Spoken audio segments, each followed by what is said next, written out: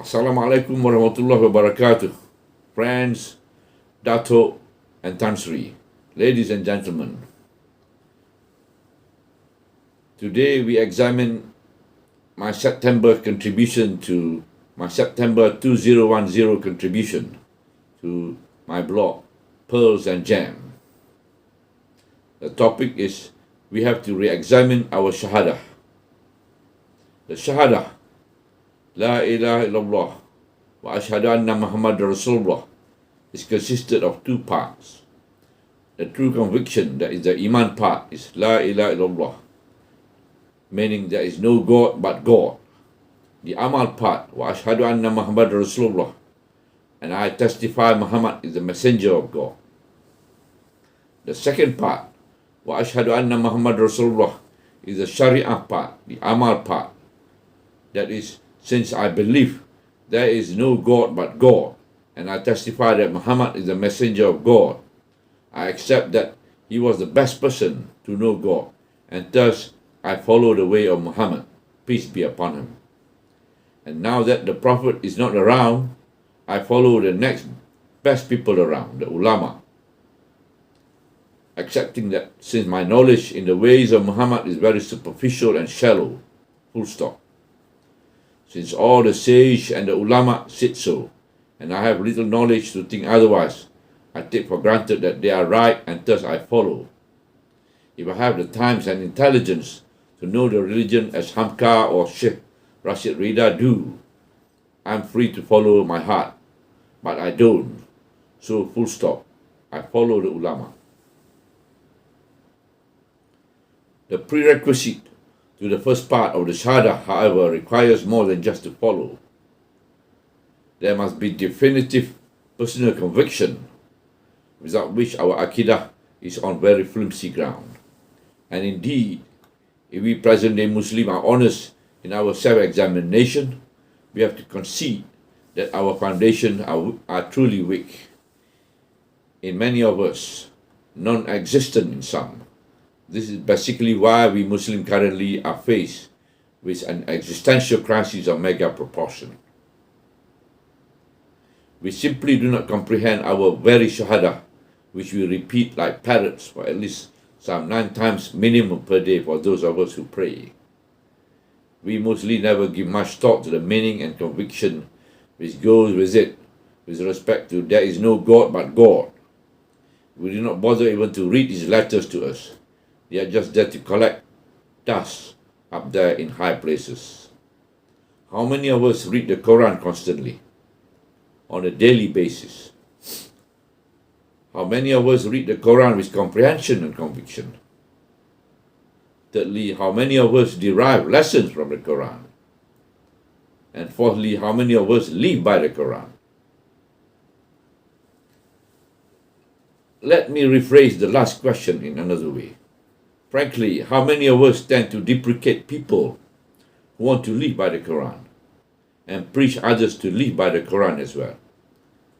We think they are brainless simpletons, pondok people, kampung people, fundamentalists, ignoramus, small brain, pea brain, kopiah type, etc., etc., and etc.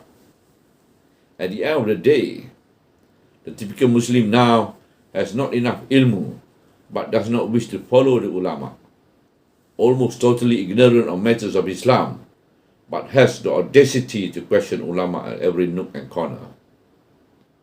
Oxbridge or Harvard, educated notwithstanding, he or she wants to have polemical discussion on Islam while his heart and soul remain a vacuum. He or she does not have ilmu, compounded further by the fact that he or she has no real honest conviction in the only miracle available to him or her, that is the Quran. The daily La ilaha illallah has no meaning to him or her. Eyes remain dry and hearts harder than stone. Here is a very spiritually sick person, lack in Iman, very loose and inconsistent in Amal. In medical parlance, the prognosis is poor. The messenger belief in which had been revealed unto him from his Lord, and so do believers. Each one believe in Allah and His angel and His scriptures and His messengers. We make no distinction between any of His messengers, and they say we hear and we obey. Grant us thy forgiveness, our Lord. Unto thee is the genuine. Ayat 285 of Surah Al-Baqarah. The Quran in Al-Baqarah, Ayat 285 states so, and since all Muslims believe that the Quran is the divine words of Allah, this is a conviction which delivers the prerequisite for the Shahadah. Only after the Shahadah come prayer, almsgiving, fasting, and finally doing the Hajj. Sadly, we present-day Muslims take our Shahadah very lightly, and that contribute in the main our major problem of malaise and spiritual weakness. Our foundation is not strong, lacks of conviction, etc., etc. If one look at the formative period of Islam, Nabi spent at least 13 years in Mecca building the first part, the conviction part. Only the subsequent 10 years in Medina did the Sharia part came in, the call to prayer, fasting, zakat, and Hajj. That was why the early Muslims were able to bring light and spread the message to Byzantine Syria, Jordan and Egypt, Sasanian Empire of Iraq and Iran, and beyond the river Oxus to Afghanistan and the Caucasus, the Byzantine, Northern Africa, like Tripoli, Morocco, and Algiers, crossing over to the Strait of Jabal Tariq, into Christian Spain and southern France, across the Indian Ocean into Sind. Within the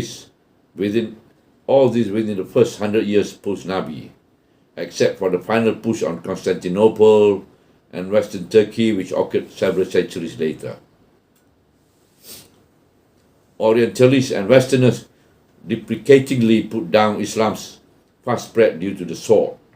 The Roman Empire took 5 centuries to be of the same size in comparison. But even if it is by the sword, so what? It is as if empires are given on a silver plate. If they cannot humbly acknowledge and recognize the light and the message that come with it, that is part of their loss. Now we Muslims amongst our midst are very proudly aping the West. Sir, what is wrong with the Muslim of the future? And are they few in number? One of Nabi's Sahabat asked him. Not exactly. There are 1.5 billion of them. But they are just like flotsam. They are just like flotsam being pushed aside by the waves. Now it's about time that we, especially us given Islam on a silver plate from our parents, seriously need to re-examine our Shahadah. It has to be, as usual, back to ilmu, and more ilmu. Assalamualaikum warahmatullahi wabarakatuh. Till we meet again.